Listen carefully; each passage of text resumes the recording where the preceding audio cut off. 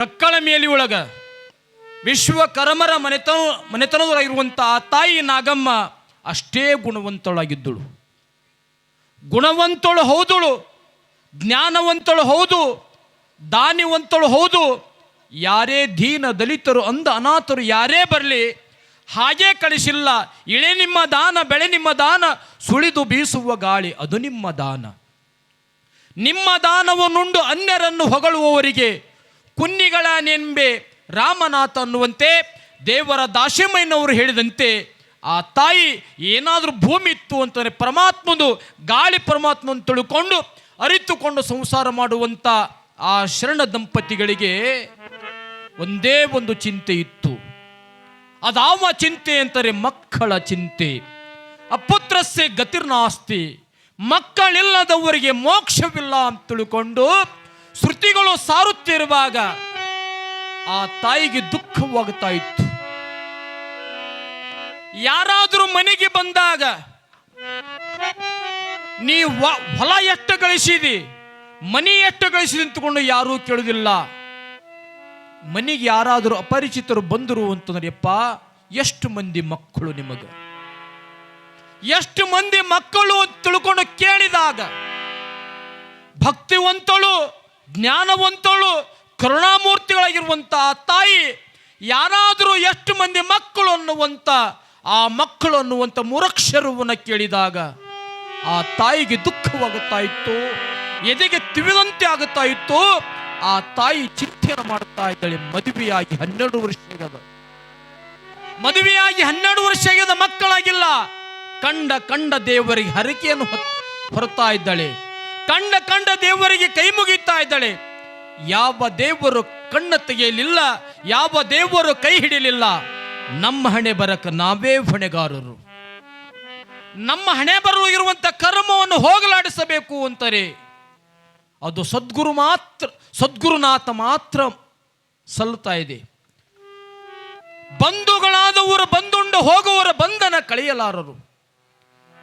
ಯಾರಾದರೂ ಮನೆಗೆ ಬರ್ತಾರಂತಂದ ಮೇಲೆ, ಯಾರಾದರೂ ಬಂಧುಗಳು ಬರ್ತಾರಂತಂದ ಮೇಲೆ ಆ ಬಂಧುಗಳು ಬಂದವರು ಬಂಧನ ಕಳೆಯಲಾರರು. ಮತ್ತೊಮ್ಮೆ ಬಂಧನವನ್ನು ಸೃಷ್ಟಿ ಮಾಡೋದಕ್ಕಾಗಿ ಬಂದಿರ್ತಾರೆ. ಆ ಬಂಧನವನ್ನು ಕಳೆಯಬೇಕು ಅಂತಂದ್ರೆ ಸದ್ಗುರುನಾಥನೇ ಕಾರಣ ಅಂತ ತಿಳ್ಕೊಂಡು ಯಾರಾದರೂ ಮನೆಗೆ ಬಂದ್ರೆ, ಯಾರಾದರೂ ಕೇಳಿದಾಗ ಒಮ್ಮೆ ಆ ತಾಯಿ ನಾಗಮ್ಮ ತಾಯಿ ಬಂಧು ಬಾಂಧವರ ಮನೆ ಒಳಗೆ ತೊಟ್ಟಿಲ ಕಾರ್ಯಕ್ರಮವಿತ್ತು. ನಾಳೆ ಹೆಂಗೆ ತೊಟ್ಟಿಲ ಕಾರ್ಯಕ್ರಮ ನಡೀತಾ ಇದೆ ಹಂಗೆ ಆ ಒಂದು ಬಂಧು ಬಾಂಧವರ ಮನೆ ಒಳಗೆ ತೊಟ್ಟಿಲ ಕಾರ್ಯಕ್ರಮವಿತ್ತು. ಆ ತಾಯಿ ನಾಗಮ್ಮ ತಾಯಿಯೂ ಸಹ ನನಗೆ ಮಕ್ಕಳಾಗದಿದ್ರೇನು, ಲೋಕದೊಳಗಿರುವಂಥ ಅಂಧ ಅನಾಥ ನನ್ನ ಮಕ್ಕಳು ಅಂತ ತಿಳ್ಕೊಂಡು ಮಕ್ಕಳ ಚಿಂತೆಯನ್ನು ಬಿಟ್ಟಿದ್ದಳು ಕರೆ. ಆದರೂ ತಾಯಿಯಲ್ಲಿ ಎಲ್ಲೋ ಒಂದಿಷ್ಟು ಹೇಳುತ್ತಿತ್ತು ಮನಸ್ಸು, ನನಗೂ ಮಕ್ಕಳು ಬೇಕು. ಮಕ್ಕಳು ಯಾಕೆ ಬೇಕು ಅಂತಾರೆ, ಮುಪ್ಪಿನ ಕಾಲಕ್ಕೆ ಆಸರ ಆಗತಾವ ಅಂತ ತಿಳ್ಕೊಂಡು ಮಕ್ಕಳು ಬೇಕು. ಗಂಡ ಹೆಂಡತಿ ಹೊಲದೊಳಗೆ ದುಡಿದು ಬಂದಾಗ, ಗಂಡ ಹೆಂಡತಿ ಹೊಲದಾಗ ದುಡಿದು ಮನೆಗೆ ಬಂದಾಗ ಅವ್ವ ಅಂತ ತಿಳ್ಕೊಂಡು, ಅಪ್ಪ ಅಂತ ತಿಳ್ಕೊಂಡು ಆ ಮಕ್ಕಳು ಬಂದು ತೆಕ್ಕಿಗೆ ಬಿದ್ದಿದ್ದೆ ಆದರೆ ಏನು ನೋವದ, ಏನು ಸಂಕಟದ, ಆ ಸಂಕಟ ನೋವುಗಳನ್ನು ಪರಿಹಾರ ಮಾಡುವಂಥ ಶಕ್ತಿ ಮಕ್ಕಳಲ್ಲಿರ್ತದ. ಅದಕ್ಕೆ ಮಕ್ಕಳು ಪರಮಾತ್ಮನ ಸಮ ಅಂತ, ಶಿಶು ಪಶು ದೇವರ ಸಮ ಅಂತ. ಮಕ್ಕಳು ಯಾಕೆ ಬೇಕು ಅಂತಾರೆ, ವಿನಾಶ ಕಾರಣ, ಸಂಬಂಧವಿಲ್ಲದ ವಿಷಯಕ್ಕೆ ಗಂಡ ಹೆಂಡತಿ ಜಗಳ ಆಡುವಂಥ ಸಮಯದೊಳಗೆ ಆ ಮಗು ಚಿಟ್ಟನ್ನು ಚೀರ್ತಾ ಇದೆ. ಕರ್ಕಶವಾಗಿರುವಂಥ ಶಬ್ದವನ್ನು ಕೇಳಿದಾಗ, ತಂದೆ ತಾಯಿಗಳ ಜಗಳ ಆಡುವುದನ್ನು ಕಂಡಾಗ, ಆ ಕರ್ಕಶವಾಗಿರುವಂಥ ಶಬ್ದವನ್ನು ಕೇಳಿದಾಗ ಶಿಶು ಅಳುತ್ತಾ ಇದೆ. ಶಿಶು ಅಳುತ್ತದಂತಂದ ಮೇಲೆ ಗಂಡ ಹೆಂಡತಿ ವಿಚಾರ ಮಾಡಬೇಕಂತ ಹುಚ್ಚಿ ಏನೋ ಒಂದು ಕ್ಷುಲ್ಲಕ ಕಾರಣಕ್ಕಾಗಿ ನಾವು ಜಗಳ ಆಡ್ತಾ ಇದ್ದೇವೆ. ನಮ್ಮ ಇಬ್ಬರ ಮಧ್ಯದೊಳಗೆ ಮಗು ಅನಾಥ ಆಗುತ್ತೆ. ಹುಚ್ಚಿ ಇವತ್ತಿನಿಂದ ನಾವು ಜಗಳ ಆಡೋದು ಬೇಡ ಅಂತ ತಿಳ್ಕೊಂಡು ಆ ಜಗಳವನ್ನು ನಿಲ್ಲಿಸುವಂಥ ಶಕ್ತಿ ಆ ಶಿಶುವಿನಲ್ಲಿ ಇರ್ತದಂತ. ಶಿಶು ಆಗಿರ್ಬೋದು, ಪಶು ಆಗಿರ್ಬೋದು. ನೋಡ್ರಿ, ಎತ್ತುಗಳು ಆಗಿರ್ಬೋದು. ಎತ್ತುಗಳು ಹೊಲದಾಗ ದುಡಿತಿರ್ತಾನ, ಆ ರೈತ ಹೊಲದಾಗ ದುಡಿಸ್ತಿರ್ತಾನ, ಹೊಡಿತಿರ್ತಾನ. ಅವಾಗ ಎತ್ತುಗಳಂತವ, ಇಲ್ಲಿ ತನಕ ನನ್ನ ಮಾಲಕ ಬಡದಾನ, ಇಲ್ಲಿ ತನಕ ಬಾರುಕೊಲಕ್ಕೆ ತೊಗೊಂಡು ಹೊಡೆದಾನ, ನಾನು ಮಾಲಕನ ಮನೆಗೆ ಹೋಗಬಾರ್ದು, ಬ್ಯಾರೆ ಮನೆಗೆ ಹೋಗಬೇಕು ಅಂತ ತಿಳ್ಕೊಂಡು ಬ್ಯಾರೆ ಮನೆಗೆ ಹೋಗಿಲ್ಲ. ಏನೇ ಪಡಿಲಿ ರೈತನನ್ನ ನಂಬ್ಯಾನಂತಂದ ಮೇಲೆ ಆ ರೈತನ ಉಡಿಯನ್ನು ತುಂಬಬೇಕು ಅಂತ ತಿಳ್ಕೊಂಡು ಆ ಮಾಲಕ ಏನು ಹೊಡೆದ್ರೇನು ಏನು ಬಡದ್ರೇನು ಮತ್ತೆ ತನ್ನ ಮನೆಗೆ ಹೆಂಗೆ ಬರ್ತದ, ಹಂಗ ಪಶು ದೇವರ ಸಮ ಅಂತ ಮನೆಯೊಳಗೆ ಪಶು ತುಂಬಿಕೊಂಡವ ಕರೆ ಮನೆಯೊಳಗೆ ಶಿಶು ಇಲ್ಲ. ಹೀಗಿರುವಾಗ ಆ ತಾಯಿ ನಾಗಮ್ಮ ತಾಯಿ ಬಂಧು ಬಾಂಧವರ ಮನೆಯೊಳಗೆ ತೊಟ್ಟಿಲ ಕಾರ್ಯಕ್ರಮದ, ನಾನು ಹೋಗಿ ಆ ತೊಟ್ಟಿಲವನ್ನು ತೂಗಬೇಕು, ಆ ತೊಟ್ಟಿಲದಲ್ಲಿರುವಂಥ ಶಿಶುವನ್ನು ಎತ್ತಿ ಮುದ್ದಾಡಬೇಕು. ತೂಗುವಂಥ ಈ ಕೈಗಳು ನನ್ನ ಮನೆಯೊಳಗೂ ಸಹ ತೊಟ್ಟಿಲವನ್ನು ತೂಗಬಹುದು ಅಂತ ತಿಳ್ಕೊಂಡು ಆ ತಾಯಿ ಆ ತೊಟ್ಟಿಲದಲ್ಲಿರುವಂಥ ಶಿಶುವಿಗೆ ವಸ್ತ್ರ ಆಗಿರ್ಬೋದು, ಆಭರಣಗಳಾಗಿರ್ಬೋದು ತೆಗೆದುಕೊಂಡು ಹೋಗಿ ಎಲ್ಲ ಮುತ್ತೈದರು ಎಲ್ಲ ತಾಯಿಂದರು ಹೆಂಗೆ ತೊಟ್ಟಿಲ ಮುಟ್ಟುತ್ತಾ ಇದ್ರೆ ಹಂಗೆ ಆ ತಾಯಿನೂ ಸಹ ನಾಗಮ್ಮ ತಾಯಿ ಹೋಗಿ ಆ ತೊಟ್ಟಿಲ ಮುಟ್ಟಬೇಕು.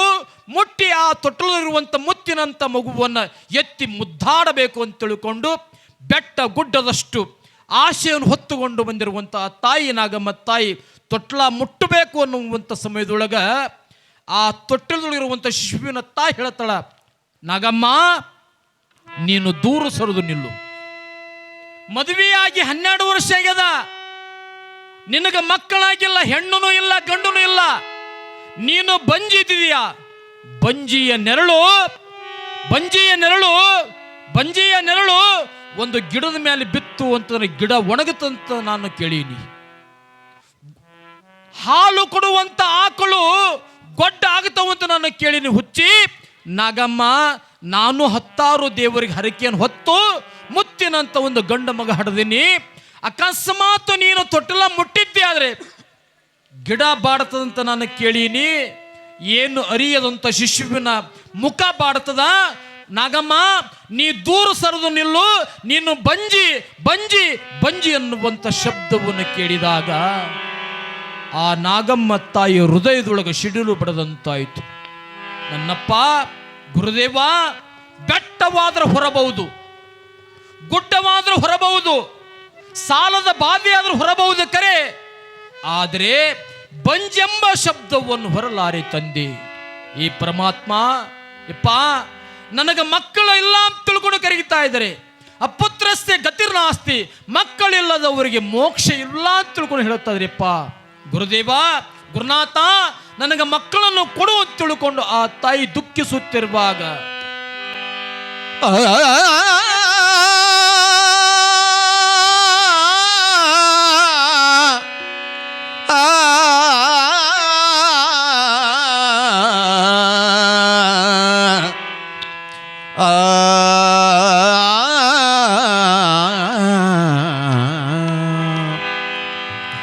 ಕಂದಾನೆ ಕೊಡು ಶಿವನೇ, ಬಂದಾನ ಪಡಲಾರೆ, ಬಂಜಿ ಎಂಬುವ ಶಬ್ದ ಹೊರಲಾರೆ,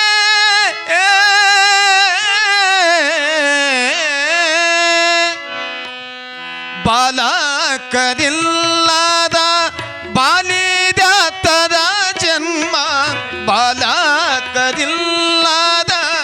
ಬಾಲಿದಾತರ ಜನ್ಮ, ಬಾಡಿಗೆ ಎತ್ತು ದುಡಿದಾಗ, ಬಾಡಿಗೆ ಎತ್ತು ದುಡಿದಾಗ ಬಾಳೆಲೆಯ ಹಾಸುಂಡ ಬೀಸಿ ಒಗಿದಾಗ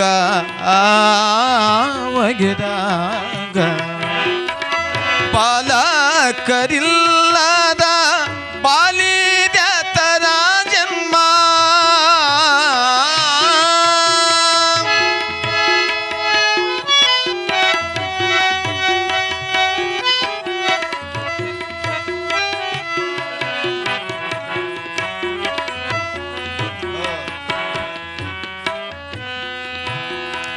ಬಂಜಿಯ ಮನೆ ಒಳಗ ಅಂಗೂರಿ ಗಿಡ ಹುಟ್ಟಿ ಬಂಜಿ ಬಾಗಿಲ ಮುಂದ ಅಂಜೂರಿ ಗಿಡ ಹುಟ್ಟಿ ಟೊಂಗೆ ಟೊಂಗೆಗೆ ಗಿಳಿ ಕುಂತಾವ ಟೊಂಗೆ ಟೊಂಗೆಯಲ್ಲಿ ಗಿಳಿ ಕುಂತು ಹೇಳ್ಯಾವ ಬಂಜಿಯ ಬದುಕು ಹೆದವರಿಗೆ ಮತ್ತೊಬ್ಬರಿಗೆ ಬಾಲಕರಿಲ್ಲದ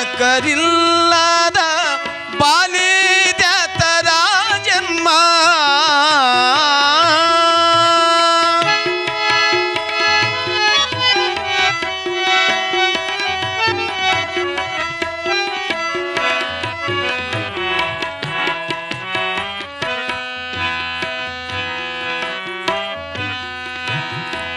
ಬಂಜಿಯ ಮನೆ ಒಳಗ ಬಂಗಾರದೊಳ ಕಲ್ಲು ಬಂಜಿಯ ಮನೆ ಒಳಗ ಬಂಗಾರದೊಳ ಕಲ್ಲು ಬಂದು ಕುಟ್ಟಾಕ ಸೊಸಿಯಿಲ್ಲ ಬಂದು ಕುಟ್ಟಾಕ ಸೊಸಿಯಿಲ್ಲ ಮಾನಾಮಿ ಬಂದು ಕುಟ್ಟಾಕ ಸೊಸಿಯಿಲ್ಲ ಮಾನಾಮಿ ಬನ್ನಿ ಮುಡಿಯಾಕ ಮಗನಿಲ್ಲ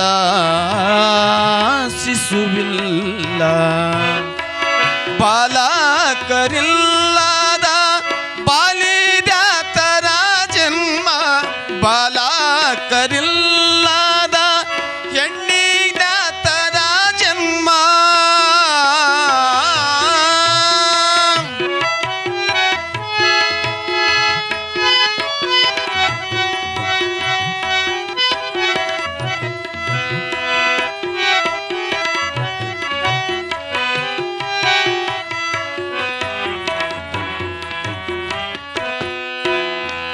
ಹೆಣ್ಣಾಗಿರುವ ತನಕ ಮಣ್ಣಾಗಿರುವುದು ಲೇಸ ಹೆಣ್ಣಾಗಿರುವುದಕ್ಕಿಂತ ಮಣ್ಣಾಗಿರುವುದು ಲೇಸ ಮಣ್ಣಿನ ಮೇಲೆ ಮರವಾಗಿ ಮಣ್ಣಿನ ಮೇಲೆ ಮರವಾಗಿ ಮಣ್ಣಿನ ಮೇಲೆ ಮರವಾಗಿ ಬೆಳೆದರೆ ಬಂದ ಜನಕ್ಕೆಲ್ಲ ನೆರಳಾಯಿತು ನೆರಳಾಗಿ ಬಾಲಕರಿಲ್ಲದ ಬಾಲಿದ ತರ ಜನ್ಮ ಬಾಲಕರಿಲ್ಲದ ಹೆಣ್ಣಿಯ ತರ ಜನ್ಮ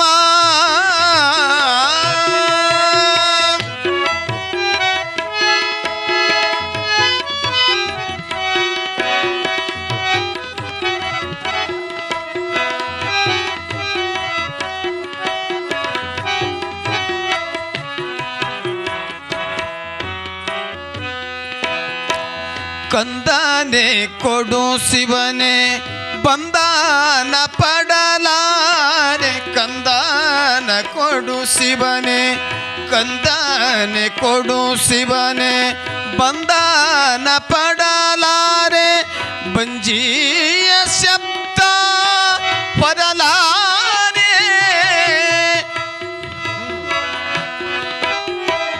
ಬಂಜಿಯ ಶಬ್ದ ಹೊರಲಾರೆ ಭೂಮಿ ಮ್ಯಾಲ ಬಂಜೆಯ ಶಬ್ದ ಹೊರಲಾರೆ ಭೂಮಿ ಮ್ಯಾಲ ಹೆಣ್ಣಿನ ಬಾಳು ಉಣಲಾರೆ ಹಂಗಿನ ಬಾನ ಉಣಲಾರೆ ಬಾಲಕರಿಲ್ಲದ ಬಾಲಿದ ತರ ಜನ್ಮ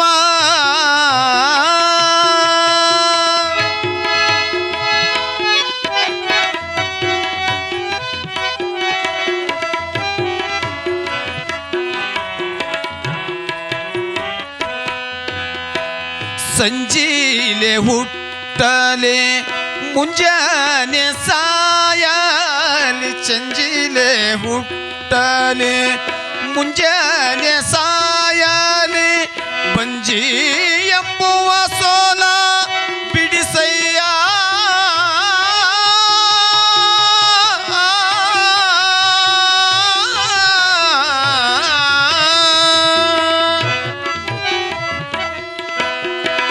ಸಂಜಿಲೆ ಹುಟ್ಟಲೆ ಮುಂಜಾನೆ ಸಾಯಲೆ ಬಂಜಿ ಎಂಬುವ ಸೋಲ ಬಿಡಿಸಯ್ಯ. ಬಂಜಿ ಎಂಬುವ ಸೋಲ ಬಿಡಿಸಯ್ಯ ಶಿವನೇ. ಬಂಜಿ ಎಂಬುವ ಶಬ್ದ ಬಿಡಿಸಯ್ಯ ಶಿವನೇ. ಜೋಡಕಾಯಿ ನಿನಗ ಒಡೆಸೇನ ಒಡೆಸೇನ. ಬಾಲಕರಿಲ್ಲದ ಬಾಲಿದಾತರ ಜನ್ಮ. ಬಾಲಕರಿಲ್ಲದ ಬಾಲಿದಾತರ ಜನ್ಮ. ಬಾಲಿದಾತರ ಜನ್ಮ ಹೆಣ್ಣಿನ ತರ ಜನ್ಮ. ಬಾಲಕರಿಲ್ಲದ ಬಾಲೆಯ ದೇತರ ಜನ್ಮ ಬಾಡಿಗೆ ಎತ್ತು ದುಡದಂತೆ. ಕಂದನ ಕೊಡು ಶಿವನೇ ಬಂಧನ ಪಡಲಾರೆ. ಯಪ್ಪ, ಏನಾದರೂ ಹೊರಬಹುದು, ಈ ಬಂಜಿ ಅನ್ನುವಂಥ ಶಬ್ದವನ್ನು ನಾವು ಹೊರಲಾರೆ. ಭೂಮಿಯ ಮೇಲೆ ಹಂಗಿನ ಬಾನನ ಉಣಲಾರೆ ತಂದೆ. ಬಾಲಕರಿಲ್ಲದ ಬಾಲೆಯ ದೇತರ ಜನ್ಮ ಬಾಡಿಗೆ ಎತ್ತು ದುಡದಂತೆ. ಬಾಳೆಲೆಯ ಹಾಸುಂಡು ಬೀಸಿ ಹೋಗದಂತೆ. ಯಪ್ಪ, ಮಕ್ಕಳಿಲ್ಲದ ಮನೆ, ಪಕ್ಷಿ ಇಲ್ಲದ ವನ, ಗುರುವಿಲ್ಲದ ಮಠ, ಇದು ಸ್ಮಶಾನವಿದ್ದಂತೆ. ಅಡವಿ ಅದ, ಆ ಅಡವಿಗೆ ಶೋಭೆ ತರಬೇಕು ಯಾವುದು ಅಂತಂದರೆ ಪಕ್ಷಿಯಾಗಿರ್ಬೋದು, ಪಶುಗಳಾಗಿರ್ಬೋದು. ಪಶು ಪಕ್ಷಿಗಳಿದ್ದಾಗ ಮಾತ್ರ ಆ ವನಕ್ಕೆ ಶೃಂಗಾರ ಅಂತ. ಮಠ ದೊಡ್ಡದದ, ಆ ಮಠದೊಳಗೆ ಘಟ ಇಲ್ಲ ಅಂತಂದ ಮೇಲೆ ತಗೊಂಡು ಏನು ಮಾಡೋದದ? ಗುರುವಿಲ್ಲದ ಮಠ, ಪಕ್ಷಿ ಇಲ್ಲದ ವನ, ಮಕ್ಕಳಿಲ್ಲದ ಮನೆ, ಅದು ಶೂನ್ಯ ಅಂತ ತಿಳ್ಕೊಂಡು ಹೇಳ್ತಾ ಇದ್ದಾರೆ. ಹಾಗೆ ಇಲ್ಲಿ ತಾಯಿ ನಾಗಮ್ಮ ತಾಯಿ ಕಕ್ಕಳ ಮೇಲಿಯು ಗ್ರಾಮದೊಳಗೆ ತೊಟ್ಟಿಲ ಕಾರ್ಯಕ್ರಮಕ್ಕೂ ಹೋದಾಗ ಆ ತೊಟ್ಟಿಲು ಇರುವಂಥ ಶಿಶುವಿನ ತಾಯಿ ಹೇಳ್ತಾ ಇದ್ದಾರೆ, ನಾಗಮ್ಮ ನಿನಗ ಮಕ್ಕಳಾಗಿಲ್ಲ. ಬಂಜಿಯ ನೆರಳು ಗಿಡದ ಮೇಲೆ ಬಿದ್ದಾಗಲೂ ಸಹ ಗಿಡ ಬಾಡ್ತದಂತ ನಾನು ಕೇಳಿನ ತಂಗಿ, ನೀ ದೂರ ಸರಿದು ನಿಲ್ಲು ಅಂತಂದಾಗ ಆಗ ತಾಯಿ ದುಃಖವನ್ನು ಪಡುತ್ತಾ ಭಗವಂತನಲ್ಲಿ ಬೇಡಿಕೊಳ್ತಾ ಇದ್ದಾಳೆ. ಕಂದನ ಕೊಡು ಶಿವನೇ ಬಂಧನ ಪಡಲಾರಿ. ಇಪ್ಪ, ನನ್ನ ಜನ್ಮ ಹೆಂಗ ಅಂತಂದರೆ ಒಂದು ತಟ್ಟಿ ಇರ್ತದ, ಆ ತಟ್ಟಿ ಒಳಗೆ ಪ್ರಸಾದ ಇರೋ ತನಕ ಆ ತಟ್ಟಿಗೆ ಶೋಭೆ. ತಟ್ಟಿ ಒಳಗೆ ಪ್ರಸಾದ ಇರೋ ತನಕ ಶೋಭೆ. ಪ್ರಸಾದ ತೀರಿದ ಮೇಲೆ ಆ ತಟ್ಟಿಯನ್ನು ಹೋಗಿ ಹಂಗೆ ತಿಪ್ಪಿಗೆ ಹೋಗಿತಾ ಇದ್ರೆ, ಹಾಗೆ ನನ್ನ ಗಂಡ ನನ್ನಲ್ಲಿರುವಂಥ ಯೌವನವನ್ನು ಅನುಭವಿಸುತ್ತಾನ. ಯೌವನ ತೀರಿ ಹೋದ ಮೇಲೆ ಆ ಬಾಳೆ ಎಲೆಯಂತೆ ನನ್ನ ಬದುಕು ಅಂತ ತಿಳ್ಕೊಂಡು ಆ ತಾಯಿ ದುಃಖವನ್ನು ಪಡುತ್ತಾ ಇದ್ದಾಳೆ. ಬಂಜಿಯ ಬಾಗಿಲ ಮುಂದೆ ಅಂಜೂರಿ ಗಿಡ ಹುಟ್ಟಿ ಆ ಮದುವೆ ಆಗುವಂಥ ಸಮಯದೊಳಗೆ ತವರ ಮನೆಯಿಂದ ಒಂದು ಹಣ್ಣಿನ ಗಿಡವನ್ನು ತಂದಿದ್ದಳು ತಾಯಿ ನಾಗಮ್ಮ ತಾಯಿ. ಆ ಹಣ್ಣಿನ ಗಿಡವನ್ನು ನನ್ನ ಗಂಡನ ಮನೆಯೊಳಗೆ ಹಚ್ಚಬೇಕು, ಮುಂದೆ ನನಗೆ ಮಕ್ಕಳಾದಾಗ ಆ ಹಣ್ಣನ್ನು ತಿನ್ನಿಸಬೇಕು ಅಂತ ತಿಳ್ಕೊಂಡು ತಾಯಿ ನಾಗಮ್ಮ ತಾಯಿ ತವರು ಮನೆಯಿಂದಲೇ ಒಂದು ಹಣ್ಣಿನ ಗಿಡವನ್ನು ತಂದು ತನ್ನ ಮನೆ ಮುಂದೆ ಅಂಗಳದೊಳಗೆ ಹಚ್ಚಿದ್ದಳು. ನೀರು ಹಾಕ್ಯಾಳ, ಗಿಡ ಬೆಳೆದು ದೊಡ್ಡದಾಗ್ಯಾದ, ಫಲವತ್ತವಾಗಿರುವಂಥ ಹಣ್ಣು ಹಿಂಗೆ ಬಾಗ್ಯಾದ. ಹಣ್ಣನ್ನು ತಿನ್ನಿಸಬೇಕಂತ ತಿಳ್ಕೊಂಡು, ಯಾರಿಗಾಗಿ? ಮಕ್ಕಳಿಗಾಗಿ ಹಣ್ಣನ್ನು ತಿನ್ನಿಸ್ಬೇಕಂತ ತಿಳ್ಕೊಂಡು ಹಣ್ಣಿನ ಗಿಡವನ್ನು ತಂದು ಹಚ್ಚಾಳ. ಕರೆ ಹಣ್ಣು ತಿನ್ನಿಸುವಂಥ ಯೋಗ ಈ ನಾಗಮ್ಮನ ಹಣೆ ಬರೋದೊಳಗಿಲ್ಲ. ಹಣ್ಣು ತಿನ್ನಿಸ್ಬೇಕಂತ ತಿಳ್ಕೊಂಡು ಹಣ್ಣಿನ ಗಿಡ ತಂದು ಹಚ್ಚಾಳ. ಕರೆ ಹಣ್ಣು ತಿನ್ನಿಸುವಂಥ ಯೋಗವಿಲ್ಲ. ಆ ಹಣ್ಣನ್ನ ಒಂದು ಗಿಳಿರಾಯ ತಿಂತಿತ್ತು. ಆ ಹೇಳ್ತದಂಥ ಗಿಳಿ, ಬಂಜಿ ನಾಗಮ್ಮ ನೀನೆಲ್ಲ ಒಂದು ಅಂಜೂರಿ ಗಿಡವನ್ನು ತಂದು ಹಚ್ಚಿದಿ, ಕರೆ ಹಣ್ಣು ತಿನ್ನಿಸುವಂಥ ಯೋಗ ನಿನ್ನಲ್ಲಿಲ್ಲ. ಆ ಹಣ್ಣು ತಿನ್ನುವಂಥ ಯೋಗ ಭಗವಂತನನ್ನು ಕೊಟ್ಟಾನಂತ ತಿಳ್ಕೊಂಡು ಆ ನಾಗಮ್ಮನ ಅಂಗಳದೊಳಗೆ ಆ ಹಣ್ಣನ್ನು ತಿನ್ನುವಂತ ಗಿಳಿರಾಯ ಹೇಳುತ್ತಿರುವಾಗ ಆ ತಾಯಿಗೆ ದುಃಖ ಆಗುತ್ತಾ ಇದೆ. ಮಾತನಾಡುವಂತ ಮನುಷ್ಯರು ಮಾತಾಡ್ತಾರಂತ ನಾನು ಕೇಳೀನಿ, ಮಾತನಾಡದಂತ ಒಂದು ಗಿಳಿಯೂ ಸಹ ನನ್ನ ಹೃದಯಕ್ಕೆ ನೋವು ಮಾಡ್ತಂತಂದ ಮೇಲೆ ಆಗಂತ ಇದ್ದಾಳೆ. ಬಂಜಿಯ ಬಾಗಿಲ ಮುಂದೆ ಅಂಜೂರಿ ಗಿಡ ಹುಟ್ಟಿ ಟೊಂಗಿಗಳಲ್ಲಿ ಗಿಳಿ ಕೂತ ಹೇಳ್ಯಾವ, ಬಂಜಿ ಏನೆಲ್ಲ ಸಂಪತ್ತು ಗಳಿಸಿದಿ ಅದು ಹೆರವರಿಗೆ ನಿನ್ನ ಬಂಧು ಬಾಂಧವರಿಗೆ ನೀ ಏನು ಮಾಡಿದ್ದು ವ್ಯರ್ಥ. ಗಾಣಿಗ್ಯಾರ ಮನೆಯೊಳಗೆ ಎತ್ತು ಗಾಣ ಹೆಂಗ ಸುತ್ತರಿದು ಒಂದು ದಿವಸ ಸತ್ತು ಹೋಗ್ತಾ ಇದೆ, ಹಂಗ ನಿನ್ನ ಬದುಕು ಹಂಗಾಗತ್ತಾ ಇದೆ. ಹ್ಯಾಂಗ ಭ್ರಾಂತಿ ನೀಗುತ್ತೀನಿ, ಹ್ಯಾಂಗ ಮಾತನಾಗುತ್ತೀನಿ, ಹಿಂಗ ಹೊತ್ತುಗಳಿದು ಹಿಂಗೆ ನೀವು ಒಂದು ದಿವಸ ಸತ್ತು ಹೋಗುತ್ತಿ ಅನ್ನುವಂತೆ ಹಂಗ ನನ್ನ ಬದುಕು ಬತ್ತಿ ಹೋಗುತ್ತಾ ಇದೆ. ಪರಮಾತ್ಮ ನನಗೆ ವರವನ್ನು ಕರುಣೆಯನ್ನು ತೋರು. ಬಂಜಿಯ ಮನೆಯೊಳಗೆ ಬಂಗಾರದ ಒಳಕಲ್ಲು. ಬಂಜಿ, ನಿನ್ನ ಮನೆಯೊಳಗೆ ಬಂಗಾರದ ಒಳಕಲ್ಲದ, ಅದನ್ನು ಬೀಸಾಕಾಗಿರಬಹುದು, ಕುಟ್ಟಾಕಾಗಿರಬಹುದು, ಬೇಕಲ್ಲ ಯಾರು ಮಗ. ಸೊಸಿ ಬರಬೇಕು ಅಂತಾರೆ, ಮಗ ಇರಬೇಕಲ್ಲ. ಮಗನೂ ಇಲ್ಲ ಸೊಸಿನೂ ಇಲ್ಲ ಅಂತಂದ್ಮೇಲೆ ಏನು ತಗೊಂಡು ಏನು ಮಾಡೋದದ? ಬಂಗಾರ ಒಳಕಲ್ಲಾಗಿರಬಹುದು, ಏನೇ ಆಗಿರ್ಬೋದು, ಅದು ವ್ಯರ್ಥದ. ಏನೆಲ್ಲ ಸಂಪತ್ತು ಗಳಿಸಿದ್ರು ಅದು ಕನ್ನಡಿ ಒಳಗಿದ್ದಂತೆ, ತಗೊಳಕ್ಕೂ ಬರುದಿಲ್ಲ, ಇಡಾಕೂ ಬರುದಿಲ್ಲ. ಹಂಗೆ ಏನೆಲ್ಲ ಸಂಪತ್ತು ಗಳಿಸಿದಿ ಅದು ವ್ಯರ್ಥ. ಬಂಜಿಯ ಮನೆ ಒಳಗ ಬಂಗಾರದ ಒಳಕಲ್ಲು ಬಂದು ಕುಟ್ಟಾಕ ಸುಶಿ ಇಲ್ಲ, ಮಹಾನವಮಿ ಬಂತು ಅಂತಾರೆ ಬನ್ನಿ ಮುಡಿಯಾಕ ಮಗನಿಲ್ಲ. ಆಗ ತಾಯಿ ನಾಗಮ್ಮತ್ತ ಹೇಳ್ತಾ ಇದ್ದಳೆ, ಹೆಣ್ಣಾಗಿರುವುದಕ್ಕಿಂತ ಮಣ್ಣಾಗಿರುವುದು ಲೇಸು. ಏ ಭಗವಂತ, ನನಗೆ ಹೆಣ್ಣಾಗಿ ಹುಟ್ಟಿಸಿದೆ, ಕರೆ ಹೆಣ್ಣಾಗಿ ಹುಟ್ಟಿಸೋದಕ್ಕಿಂತ ಮುಂಚೆ ಮಣ್ಣಾಗಿ ಹುಟ್ಟಿಸಿದ್ದೆ. ಆದರೆ ಆ ಮಣ್ಣಿನ ಮೇಲೆ ಏನಾದರೂ ಒಂದು ಗಿಡವಾಗಿ ನಾನು ಬೆಳೀತಾ ಇದ್ದೆ. ಯಾರಾದರೂ ಸಾಧು ಸಜ್ಜನರು, ಯೋಗಿಗಳು, ಮಹಾತ್ಮರು ಆ ಬ್ಯಾಸಿಗೆದಂತ ತಿಳ್ಕೊಂಡು ನನ್ನ ಸನ್ನಿಧಾನಕ್ಕೆ ಬಂದಿದ್ದೆ. ಆದರೆ ಕೊನೆಯದಾಗಿ ನಾನು ನೆರಳಾಗಿ ಆದರೂ ನಾನು ಬದುಕುತ್ತಿದ್ದೆ. ಆ ಮಣ್ಣಿನಕ್ಕಿಂತಲೂ ಆ ಗಿಡದಕ್ಕಿಂತಲೂ ನಾನು ಕನಿಷ್ಠ ಅಂತ ತಿಳ್ಕೊಂಡು ಆ ತಾಯಿ ದುಃಖವನ್ನು ಪಡ್ತಾ ಇದ್ದಾಳೆ. ಹೆಣ್ಣಾಗಿರುವುದಕ್ಕಿಂತ ಮಣ್ಣಾಗಿರುವುದು ಲೇಸು. ಮಣ್ಣಿನ ಮೇಲೆ ಮರವಾಗಿ ಬೆಳೆದರೆ ಬಂದ ಜನಕ್ಕೆಲ್ಲ ನಾನು ನೆರಳಾಗುತ್ತಿದ್ದೆ. ಏ ಭಗವಂತ, ಕೊನೆಯದಾಗಿ ಒಂದು ಮಾತನ್ನು ಕೇಳ್ತಾ ಇರುವೆ, ಏನು ಅಂತಾರೆ, ಸಂಜೆಯಲ್ಲೇ ಹುಟ್ಟಾಲಿ ಮುಂಜಾನೆ ಸಾಯಲಿ. ಯಪ್ಪ, ಸಂಜೆಗೆ ನೀ ಕೊಡು, ಮುಂಜಾನೆ ನೀ ಕಸ್ಗೋ. ಸಂಜೆಲೇ ನೀ ಹುಟ್ಟಿಸು, ಮುಂಜಾನೆ ತಗೊಂಡು ಹೋಗು. ಆದರೆ ಜಗತ್ತಿನೊಳಗ ನಿನಗೆ ಮಕ್ಕಳೇ ಆಗುವುದಿಲ್ಲ ಅಂತ ತಿಳ್ಕೊಂಡು ಹೇಳ್ತಾ ಇದ್ರೆ, ಅದಕ್ಕೆ ಆ ಒಂದು ಬಂಜಿತನವನ್ನು ಹೋಗಲಾಡಿಸು ತಂದೆ, ನಿನಗೆ ಜೋಡೆರಡು ಕಾಯಿ ಒಡಿವೆನು ಅಂತ ತಿಳ್ಕೊಂಡು ಪರಮಾತ್ಮನ ಸನ್ನಿಧಾನಕ್ಕೆ ಬೇಡಿಕೊಂಡಾಗ, ಜಗದ್ಗುರು ಮೌನೇಶ್ವರ ಸನ್ನಿಧಾನಕ್ಕೆ ಬೇಡಿಕೊಂಡಾಗ, ತಮ್ಮ ಆರಾಧ್ಯ ಗುರುಗಳಾಗಿರುವಂಥ ಗುರುವಿನ ಸನ್ನಿಧಾನಕ್ಕೆ ಬೇಡಿಕೊಂಡಾಗ, ಕರುಣಾಮೂರ್ತಿಯಾಗಿರುವಂಥ ಪರಮಾತ್ಮ ಯಾರ ಗರ್ಭದಲ್ಲಿ ಹುಟ್ಟಿ ಬರಬೇಕು ಅಂತ ತಿಳ್ಕೊಂಡು ಚಿಂತಾಕ್ರಾಂತನಿರುತ್ತಿರುವಾಗ, ಪುಣ್ಯ ದಂಪತಿಗಳಿರುವಂಥ ಕಕ್ಕಳ ಮೇಲೆನ್ನುವಂಥ ಗ್ರಾಮ, ವಿಶ್ವಕರ್ಮರ ಮನೆತನದಲ್ಲಿರುವಂಥ ಲಚ್ಚಪ್ಪ ಮತ್ತು ನಾಗಮ್ಮ ತಾಯಿಯ ಗರ್ಭದೊಳಗೆ ನಾವು ಅವತಾರವನ್ನು ತಾಳಿದ್ದೆ. ಆದರೆ ಲೋಕ ಕಲ್ಯಾಣಕ್ಕಾಗಿ ಈ ಭೂಲೋಕಕ್ಕೆ ಬಂದದ್ದಕ್ಕೂ ಸಾರ್ಥಕ ಆಗ್ತು ಅಂತ ತಿಳ್ಕೊಂಡು ಅಲ್ಲಿ ಪರಮಾತ್ಮ ಸಂಕಲ್ಪ ಮಾಡಿಕೊಂಡಾನ.